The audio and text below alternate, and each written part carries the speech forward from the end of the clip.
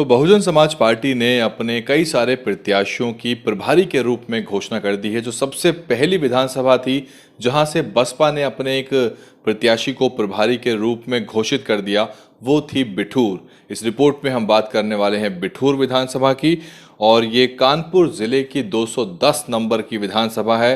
ये अकबरपुर लोकसभा चुनाव क्षेत्र के अंतर्गत आती है। इस रिपोर्ट में बने रहिए, अगले 4-5 मिनट में आपको बिठूर के पूरे राजनीतिक आंकड़ों से लैस कर देंगे ताकि आपकी राजनीतिक समझ बेहतर हो सके।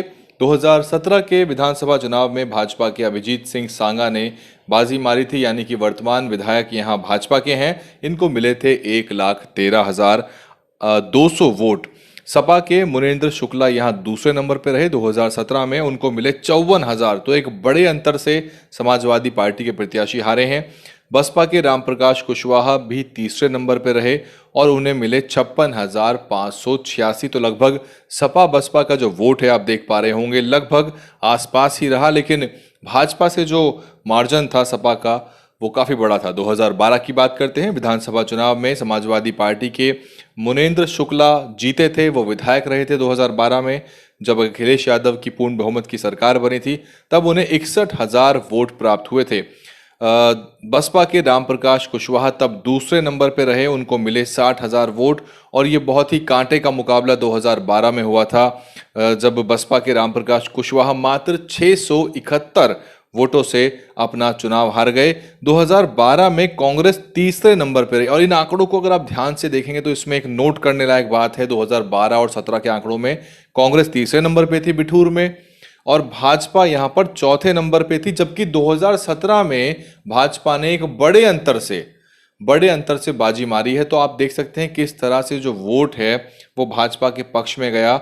और खतरे की घंटी सपा बसपा के लिए यही रहेगी पूरे के पूरे 2022 के चुनाव में, कि जहां दोनों पार्टियां अपनी पूरी ताकत झोंक देंगी और अच्छा परफॉर्म करेंगी, तो उनको अगर आसपास का वोट मिला तो विनिंग मार्जिन जो है वो भाजपा के पक्ष में चला जाएगा।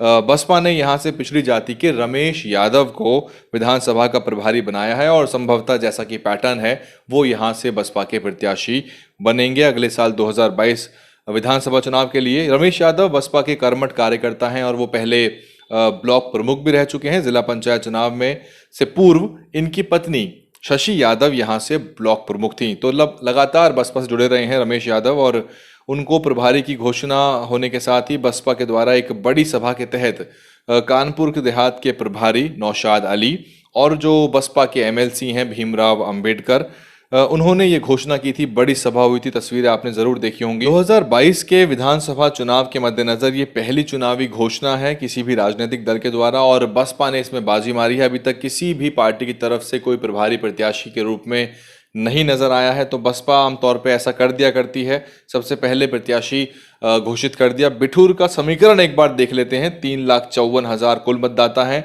जो कि 2017 की मतगणना के अनुसार बताए गए हैं। इस सीट पर ओबीसी समाज की बाहुल्यता है। बसपा ने इसीलिए यहां से ओबीसी समाज के रमेश यादव को अपने प्रत्याशी के रूप में उतारा है। बसपा के प्रभारी रमेश यादव की यादव समाज में अच्छी पकड़ मानी जाती है, और जो कि सपा के लिए एक मुसीबत बन सकती है। लेकिन सवाल यही है कि जब सपा के लिए मुसीबत बनेगी और कांटे का मुकाबला बसपा और सपा में हो गया, तो विनिंग एज बीजेपी के पास ना चला जाए, जैसा कि इससे पहले हुआ था। बसपा पहले ही ऐलान कर चुकी है कि आने वाले विधानसभा चुनाव में वो अपने दम पर अकेले चुनाव लड़ेगी और समाज के सभी वर्गों को प्रतिनिधित्व देगी, उनको नुमाइंदगी देगी, और खास तौर से जो सर्व समाज के प्रत्याशी हैं और पिछड़े वर्ग के प्रत्याशी हैं उनको प्रमुखता के साथ टिकट भी दिए जाएंगे। बसपा ने पिछड़े वर्ग के साथ ही सामान्य वर्ग के मतदाताओं को भी अपने पाले में लाने के लिए प्रबुद्ध समाज सम्मेलन कर दिया है। 23 तारीख से शुरू हो गया था, और जैसे ही अयोध्या में उसकी शुरुआत हुई तब से एकदम बसपा के विरोधियों की बेचैनी बढ़ी हुई है। कल भी सतीश चंद्र मिश्रा सीतापुर और लखीमपुर खीरी में प्रबुद्ध वर्ग सम्मेलन करके आए हैं। सतीश चंद्र मिश्रा लगातार इन सम्मेलनों के जरिए ब्राह्मण समुदाय को साधने की कोशिश कर रहे हैं, सीधा संवाद स्थापित कर रहे हैं। और अगर इस पूरी की पूरी प्रक्रिया में बसपा सफल रहती है तो 2022 का मुकाबला भाजपा बनाम बसपा आपको नजर आने वाला है। बसपा इस घोषणा के बाद से ही क्षेत्र में और कानपुर देहात में बसपा की वजह से चुनावी हलचल बहुत तेज हो गई है, क्योंकि जिस चुनाव सभा में ये घोषणा की गई थी, वहां पर बसपा के 10 विधानसभाओं के कार्यकर्ता बड़ी संख्या में मौजूद थे। तो बसपा ने अब जमीनी गतिविधियां तेज कर रखी हैं, लगातार तस्वीरें ये बता रही हैं, और आने वाले दिनों में जितनी भी राजनीतिक पार्टियां हैं वो भी अपना तिकड़म बढ़ाएंगी और राजनीतिक गोटियां सेट करने की कोशिश करेंगी। उन्हें फिट करा जाएगा कि किस तरह से कौन सी समुदाय उनके पाले में आ सकता है, और भाजपा भी अपनी सीट को बचाएगी, दोबारा जीतना चाहेगी। आप देख रहे थे डीएन हिंदी, बिठूर से बसपा ने रमेश यादव के रूप में अपना पहला प्रत्याशी घोषित कर दिया है। मैंने कुछ सवाल आपसे पूछे हैं कि क्या बसपा सपा की जो कांटे की टक्कर होगी, कहीं ऐसे में बीजेपी तो बाजी नहीं मार लेगी? ऐसी बहुत सारी सीट हैं जहां पहले भी ऐसा हुआ था। कमेंट करके आप बताइए।